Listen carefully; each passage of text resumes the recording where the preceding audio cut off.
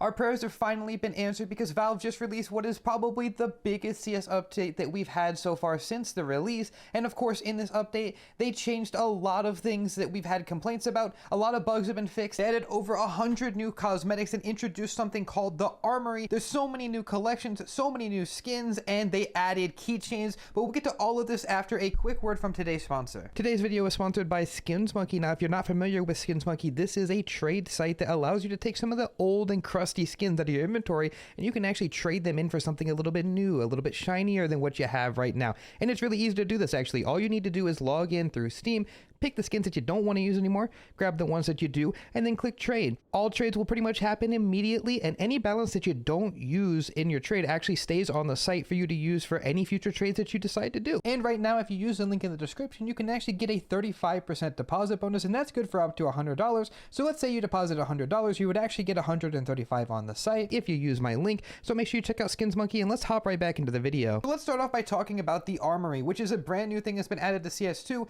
Essentially, what you do is you buy passes in order to earn stars from playing the game, and you can use those stars to redeem things from all of these collections. And this could range from the brand new case that was added to a new keychain for any one of your weapons, or maybe some of the new stickers that are added. You can use these stars however you want to, and it's a really good incentive to play the game, in my opinion. Now, the pass is $16, but you can buy up to 5 of these at a time, and I do really like that system because it doesn't give people who have a bunch of money an advantage over somebody who just plays the game for fun, and I really do like that approach. Now, let's take a look at some of the other things here. The keychains that have been added are really cool. I think that they are very unique. Now, a lot of people have been saying that this is similar to Valorant, but there has been talks of keychains being added since all the way back in 2017 with Operation Hydra, and it is really exciting to see them finally come into play. I already unboxed one and I put it on my M4, as you can see right here. I think it's pretty cool. I think that there will be a lot of uses for these, but if you do put one on and you don't like it, don't worry, you can take it off. Now, you will actually have to pay to remove it, which I'm a little unsure about, but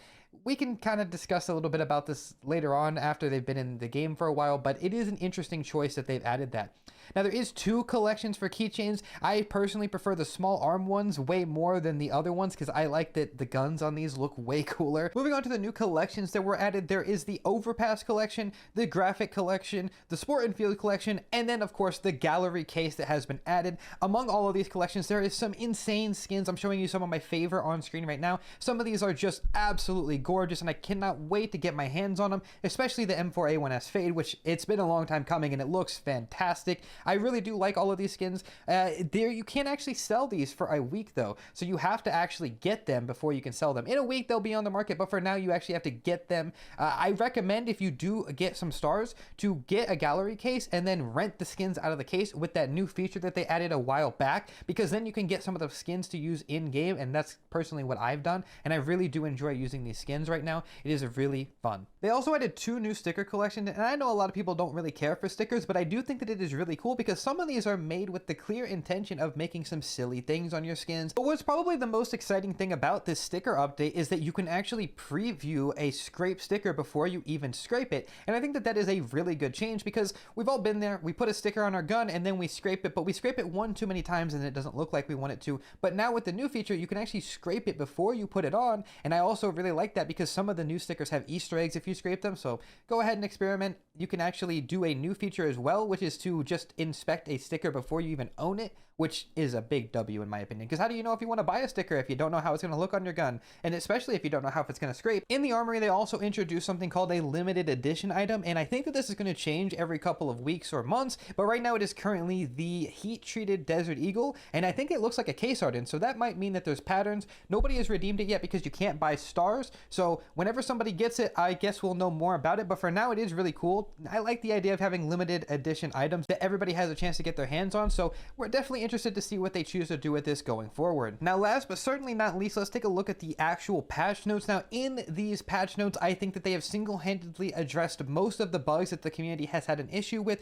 They've changed the entirety of how models work in CS. I'm going to put a side-by-side comparison on the middle of your screen right now, but they move more similarly to how they moved in CSGO. You're no longer getting that Michael Jackson peak, and they even reference it right here, the MJ lean. You don't get that anymore, and the models are very like stiff compared to how like it's pretty much exactly how it was in CS:GO. And I've already played a little bit, and it feels fantastic. Definitely recommend if you haven't got a chance to play the game yet, or if you've been, you know, if it's uninstalled somewhere because you just don't like the state of the game, try it out and let me know what you guys think in the comments below. I'm really enjoying the new animations for the characters. I think it's fantastic. It's a really good change. Now, among other things, in the patch notes, they also fixed the insta explosions that would happen sometimes with the grenades. So like if you threw an HE, it would insta pop. Sometimes that would happen. It looks like that's been fixed.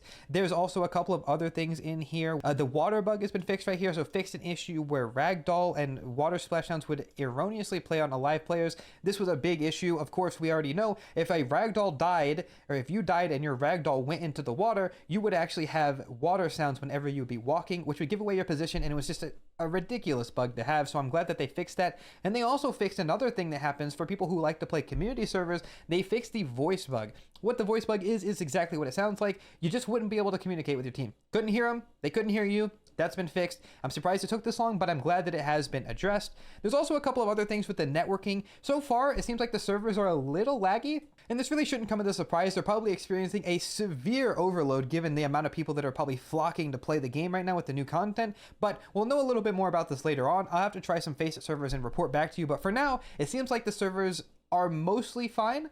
But if you get a bad one, it could be a little weird right now. And then last but not least, they changed a couple of the pixel gaps that I had made shorts on recently. If you don't follow my shorts channel, by the way, what are you doing? Go follow it, Austin CS Clips. It's almost at 100K subs, so go check it out. But they fixed the pixel gap that used to exist on Ancient, and they also fixed the pixel gap that was on Anubis as well. So that's a pretty good change. I'm glad that those are fixed. And then last but not least, they added Italy into competitive matchmaking. Now, this is not the map pool. Pros aren't going to be playing this, but that means that you can go play 5 versus 5 competitive on Italy. And me and my friends already did this. And if you want to see how that went, you can go watch this video of me reacting to all of the changes live on my stream.